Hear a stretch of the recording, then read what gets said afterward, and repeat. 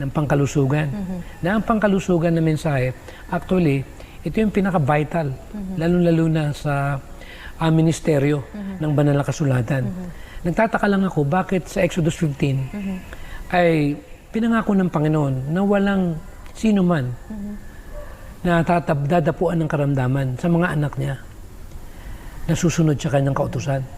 Ang tanong ay ito, bakit kung tawagin natin Christian country, ang America Christian country, pero tingnan mo yung sakit. So it means, hindi nila naintindihan na maaaring, siyempre, nasa over 30,000 ang religion all over the world eh.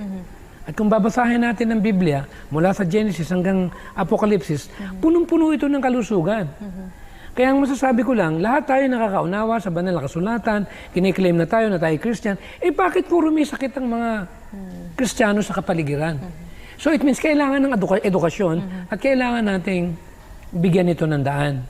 Kaya yung pinopoint ko na pag pinag-usapan natin ng kalusugan, nagre-require ito ng guts, effort, determination, no pain, no gain. Totoo po. It means, bakbakan ito. Bakit? Kamo. Paano hindi magiging labanan ito? Unang-una, kung sanay kang matulog ng late, pipilitin mong 9 or 10 na tulog ka na. Isa-sacrifice mo na yung gadget mo, television mo. Dahil ayaw mong malugi ka. At matapos mong malaman na kailangan mo palang magkaroon ng physical activities, kung busy ka, iba-budgetin mo yung katawan mo.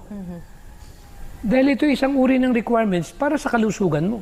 Dahil di ba merong law of disuse, na if you don't use it, you lose it. That's the way it is. There's no such na expectan mo na okay yung intact yung buto mo, muscle mo and everything, yung brain mo. Kung walang tinatawag na aktibidad na dinesign para sa'yo, na itong exercise, kung pag-aaralan natin, ito talaga yung tinatawag na nagbibigay ng pang-boost ng immune system at para ma-oxygenate ang brain at gumanda yung heart natin. At lahat ng entire system natin, dinesign yan for activities. Kaya nung nabasa ko yung exercise na yan, talagang perfect itong 8 laws of health.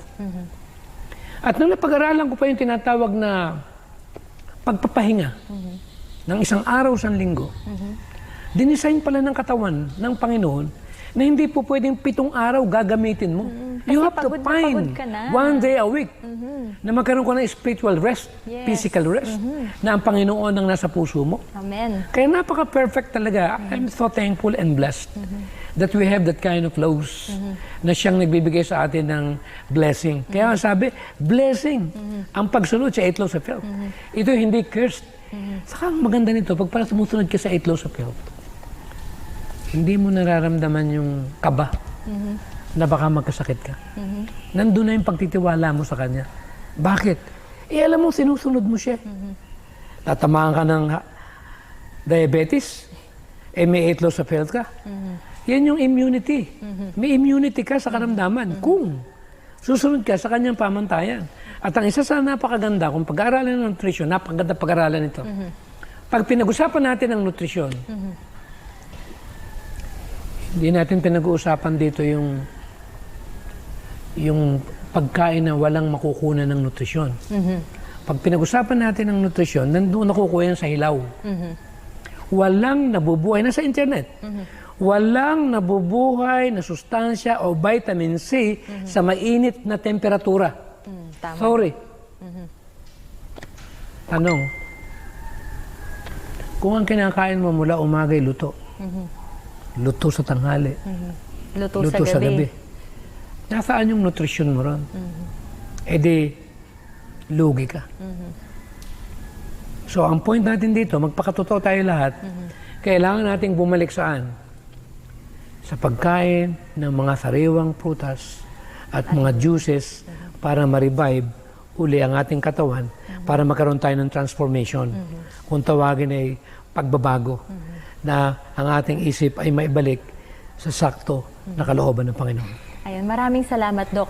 Bago po natin ipagpatuloy yung ating pong pagkakwentuhan tungkol sa kalusugan, ay nais po naming